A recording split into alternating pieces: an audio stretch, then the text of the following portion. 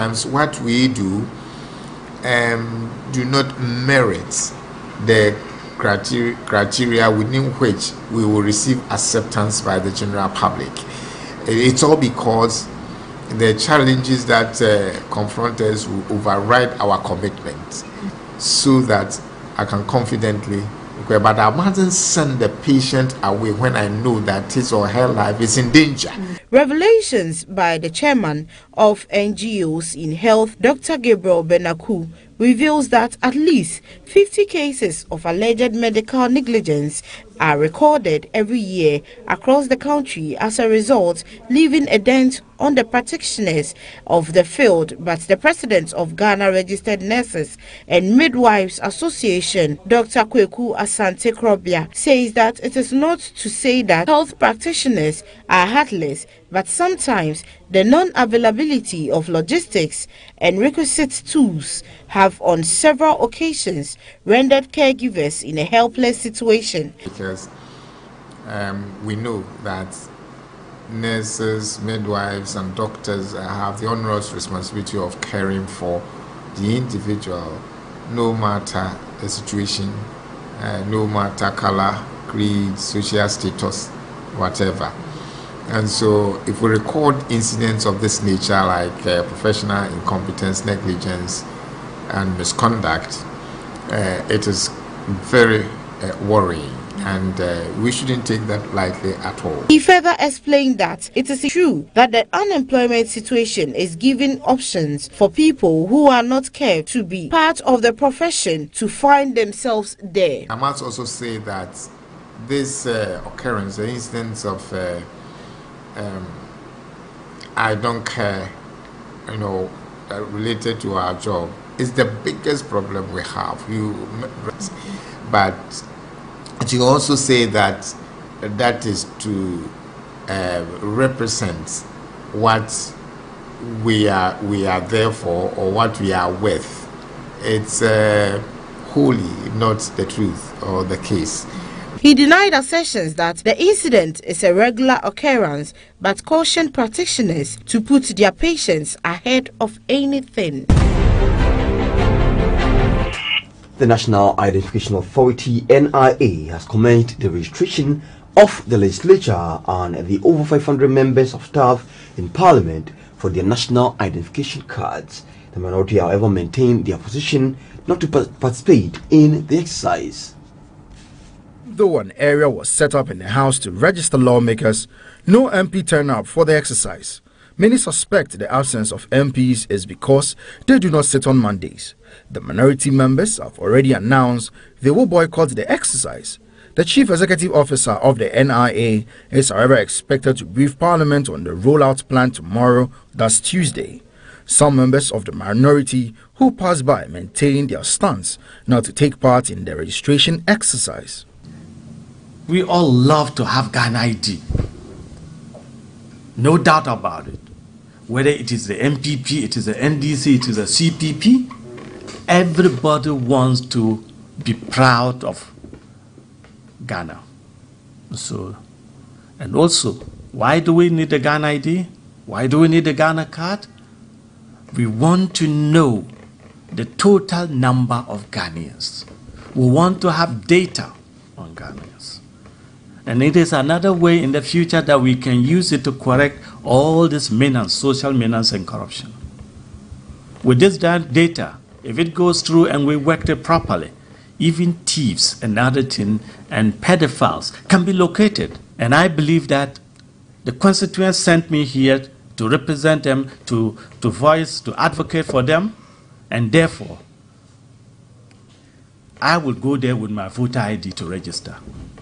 And they say they will not register me with their voter ID card. Why will I waste my time to go there? Indeed, the minority has, given notice of a boycott, that we are not going to participate in the exercise for the simple reason that, one, we have requested on several occasions, about 3 times, to have a discussion with the CEO to come and explain to us the basis for the funding and other issues as well, and he has turned all of these costs down. That is one. Two, we don't understand the basis for the registration. We support it. It was indeed the NDC government that started the process. And so NDC government and the NDC as a party will always support the National Identification Authority. So we expect this government, not because it was part of their campaign promise, but because it's a commitment. It's something that is required for our corporate exactly to do. A member of leadership reacted to some issues raised by the minority for which they have planned to boycott the exercise. In the first place, that they have to hurry up and come back to the house, because if you have issues and the one who is supposed to provide you with the answers, you are running away from the person. How then do you get the answers? One, they are talking about the card, that they think that since the authority is not taking voters register, and for that matter, they have a problem with it. Yes, it is a genuine concern. Tomorrow, if they come and ask the CEO, he will be able to tell them why we are not taking the voters register, the voters ID card. In any case, we all know the challenges of our voters register.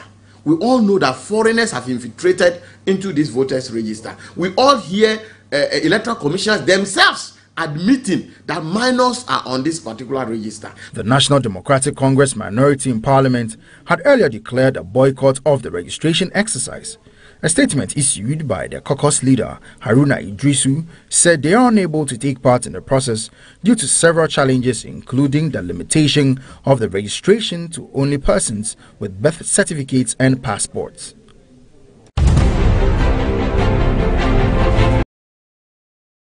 We are live inside our studios here in Aslam Down, Accra, in Ghana. We are back after the break with more. Don't go away.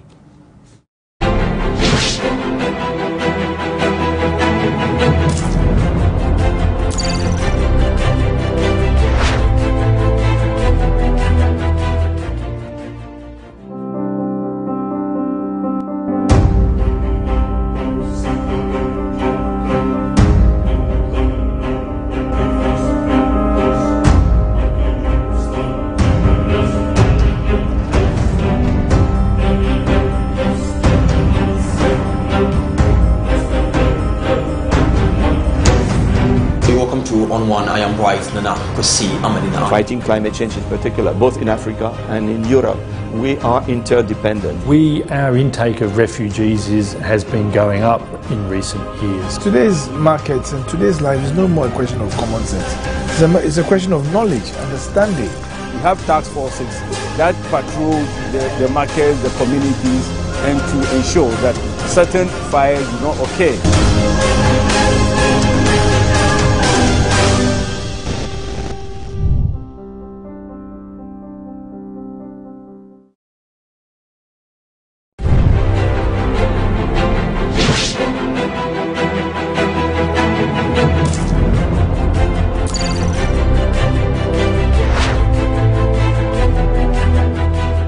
Welcome back, and still live here on Gntv. This is the AM news here, and going straight into other issues. Where in related development, the Chief Executive Officer of the National Identification Authority, Professor Ken Atifa, and Deputy Minister for Monitoring and Evaluation appeared before the House to clarify some concerns raised by the minority over the use of birth certificates and passports as mode of identification for the exercise, among other issues. Be giving you more details on that in a subsequent news bulletin. But now on to other issues, where hawkers are back on the street over a month after they were hounded by the Accra Metropolitan Assembly. Some hawkers GNTV spoke to repeated their call to be allowed to sell on the street, since that was their only source of income. Others too appealed to government to provide alternative place which will keep them away from the streets.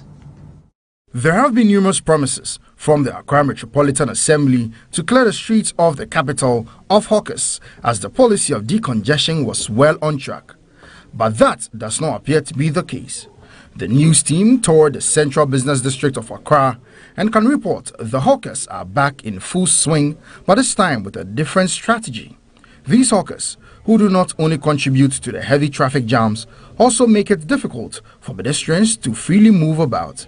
They peddle their wares from vegetables to wax prints to passers-by at the blind side of the AMA task force on the same pavement they have been asked to vacate. The story, though, wasn't any different at the Kwame Nkrumah pavement in the early hours of the day. Hawkers had partially taken over the pavement. Attempting to answer to why they still trade on the street, some of the hawkers who spoke to Gntv indicated that they had nowhere to go and asked the AMA should allocate some space on the streets of Accra for hawkers. Because of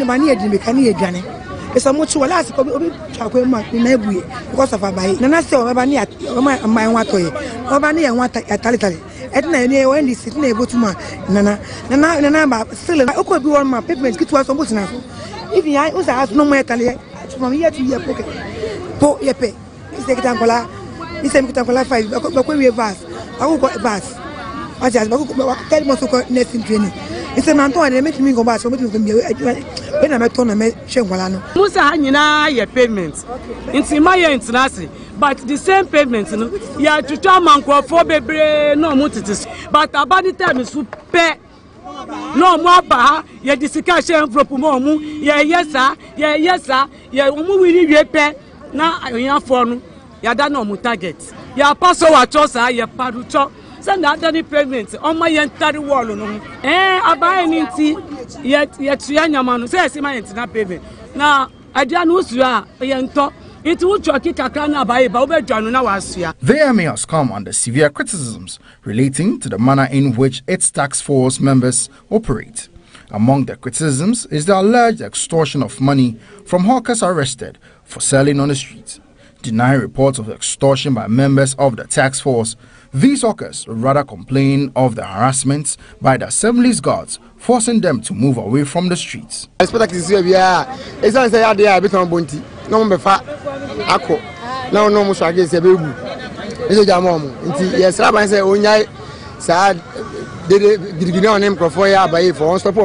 These AMA guards were not ready to comment on why they have allowed the hawkers to return, but told the news team the issue of extortion is blown out of proportion. According to them, they do not have the right to speak on behalf of the AMA. More than 65% of the capital's pavements remain illegally occupied despite efforts by authorities.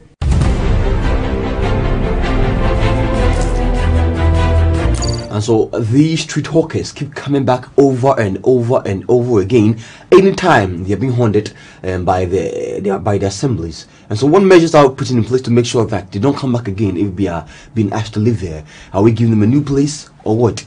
Questions still being asked as to if they're going to be given a new place or nothing is going to be done, as they keep coming back anytime they are being made to leave by the authorities. We give him more details on that. But until then, now the United States ambassador to Ghana, Robert Jackson, has emphasized that the number of Ghanaians who are in the process of to be deported back to Ghana for various immigration offences is 7,000, not 60,000, as speculated by news tabs. Speaking at an Institute of Economic Affairs public discussion on U.S.-Africa relations, he also stated that ambassador, under the defense agreement between Ghana and the U.S. only wants to partner with Ghana because Ghana is a strong country.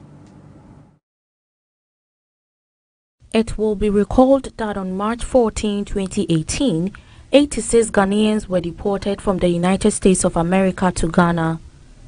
They were reportedly arrested at different states for various immigration offences such as abuse of the terms of their visas and engaging in illegal employment. The deportees, all males, came on a chartered flight. In a latest development, the United States ambassador to Ghana, Robert P. Jackson, has disclosed that 7,000 Ghanaians are in the process of being deported from the United States and not 60,000 as speculated by some news tabs. First, we are talking about 7,000, not 60,000 Ghanaians who are in various stages of being deported from the United States. And on that issue, just as we have a responsibility to patrol our borders, countries around the world have a responsibility to issue travel documents to their citizens so that they could return to those countries. During an address at an Institute of Economic Affairs discussion on United States-Africa relations on Monday, June 11, 2018 in Accra, Ambassador Jackson stressed the need for all countries to control their borders. According to him, the defense agreement between Ghana and the U.S. is as a result of how strong Ghana is as a country. On the defense cooperation agreement, I just want to say that this is the fourth agreement we've had. This is not, in my opinion, a partisan issue. We want to partner with Ghana because Ghana is a strong country. We do not have unfettered access to Ghanaian military facilities. We have access to 2 places at the airport here in Accra. That's it. Statistics from the Ghana Immigration Service (GIS) revealed that a total of 1,968 Ghanaians who traveled to various countries around the world were either deported or refused entry to the country they were traveling to. The breakdown of the figure shows that 1,245 Ghanaians were refused entry into various destinations abroad for failing to meet their respective entry conditions in 2016. This means the refusal of entry into various destinations of Ghanaians shot up by 50.5% from the estimated figure of 827 recorded in 2015. Still staying with some international relations, where a member of the Africa Center for International Law and Accountability, Mr. Zakaria Musa Tanko, has explained that the meeting between U.S. President Donald Trump and North Korean leader Kim Jong-un will bring positive impact on the global market. Speaking exclusively to Gntv News, he stated that the meeting will calm tensions down and hike ratings on the international market. Following the historic U.S.-North Korea summit, President Trump held a lengthy press conference where he mentioned that Kim accepted his invitation to the White House. The British government, the European Union, Russia, South Korea, the head of the United Nations and world figures have offered positive reflections on the summit, saying it is a positive step toward peace. In an interview with a member of the Africa Center for International Law and Accountability, Mr. Zakaria Musa Tanko, he established that the meeting between U.S. President Donald Trump and North Korean leader Kim Jong-un will bring positive impacts on the global market. When there was indications that that meeting was not going to come on, it was worrying. But for me, this meeting is very, very important because at the end of the day, when there's tension, it affects the market. When it affects the market, remotely it would affect us in Africa because we don't produce anything, basically. We rely on them and all this. So when they are fighting, you think that, okay, NDFE has him, right? But it is not like that. What happens to that international players would affect us because we are in a global village now. And so when we are in a global village, what is happening remotely in the US or in South Korea would affect it. So, according to him, the meeting will clear the tensions on the international front and hike ratings on international markets. We won't see any direct or immediate impact on Ghana per se, but invariably, generally, we would see that it would reduce the tension internationally, and when the tension is reduced internationally, it affects the market, and when it affects the market in a positive way, it would bounce back onto us, and we would also achieve something out of it. Donald Trump and Kim Jong-un have become the first sitting presidents of both countries to meet an unprecedented development after a year of exchanging threats. The pair shook hands at a luxury hotel in Singapore's Sentosa Island after months of diplomatic twists and turns.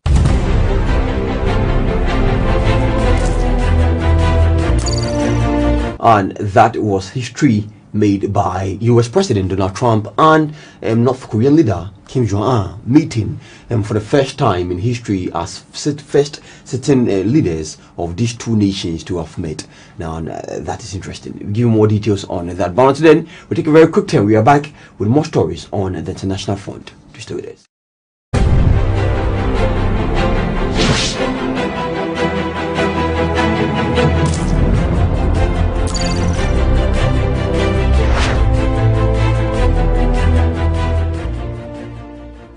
In the future, every child man, woman in every corner of the world will be connected. Anything that you want to know will be available at the snap of a finger. The future brings endless possibilities, but we must never forget who we are, Ghanaians. Now, who is excited about the future?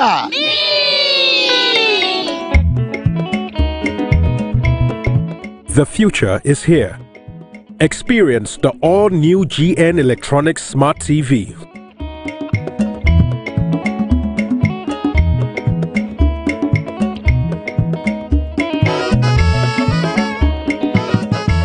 Experience international quality assembled right here in Ghana. For more information, contact 050-144-9465. GN Electronics. Good quality comes from home.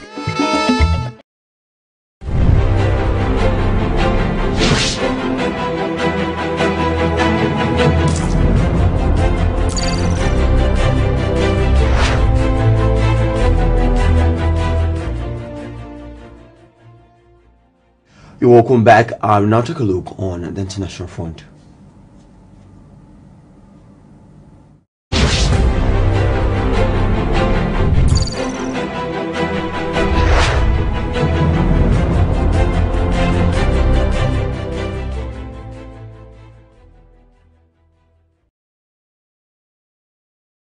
Taking a look on the international front, where riots broke out in Kaniba in southern Mali, where government buildings were ransacked following a dispute between workers and management at two gold mines owned by the company Rand Gold.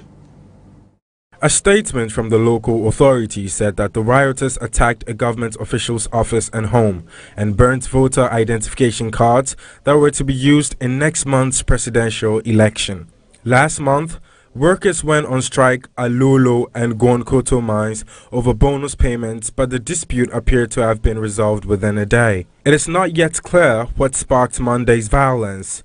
31 people were killed June 2017 in central Mali as ethnic groups clashed over land in a zone where the state is near absent and jihadists roam freely. Nomadic Fulani people and farmers from the Dogon ethnic group have engaged in tit-for-tat violence sparked by Fulanis grazing their cattle on Dogon land.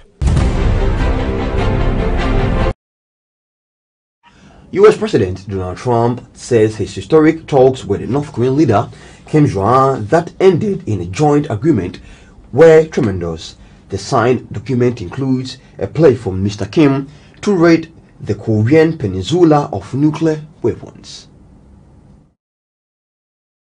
In an extraordinary media conference later, Mr. Trump announced the details not in the paper. He said he will halt U.S. military exercises in South Korea, something widely seen as a concession. The meeting was the first time a sitting U.S. president has met North Korea's leader and caps a remarkable turnaround for the two. Last year saw the pair sling insults on each other while North Korea conducted several ballistic missile tests in defiance of the international community. The summit centered on nuclear disarmament and reducing tensions.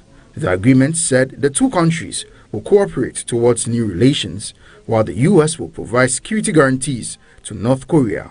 On nuclear weapons, Mr. Kim reaffirmed his firm and unwavering commitment to complete denuclearization of the Korean peninsula. Observers say the document lacks substance, in particular on how denuclearization will be achieved. There has been a positive response to the summit from the other key powers in the region. South Korean President Moon Jae-in, who held his own meeting with Mr. Kim earlier this year, said the two Koreas are U.S. will write a new history of peace and cooperation. And that's how we end the news this morning here on Gntv. We'll be live from our studios inside number 10 Empire Street here in the slum down across the capital of Ghana in West Africa. I am Bryce Kwesi Amaning. Thanks for watching and have a good morning.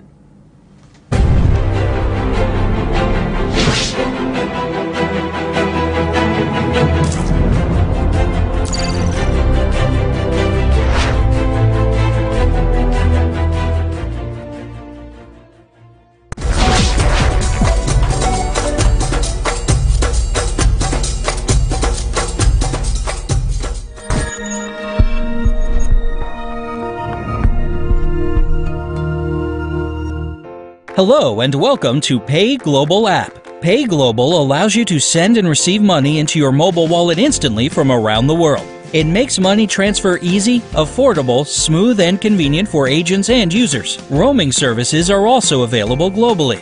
Security guarantee. Global allows you to send and receive money into your mobile wallet instantly from around the world. It makes money transfer easy, affordable, smooth, and convenient for agents and users. Roaming services are also available globally. So, how to get started? First, you have to download the Pay Global app. Step 1. Open Google Play or Play Store using your Android device. Step 2. Search by typing Pay Global in the Google Play search engine. Step 3. Locate and click on Pay Global and install. Step 4. After installing, tap Open and allow access to complete the process. Now, let's see how to create a new Pay Global account. After opening the Pay Global app, click on New User Account. Complete the registration form with the following information to register your account: phone number, full name, email, date of birth, enter preferred password, and confirm your password. Click on Register Now to register your account. A confirmation code will be sent to you and displayed in the text box. Click Next to complete registration. Visit the nearest GN Momo agent to load your wallet. Contact us for support on email support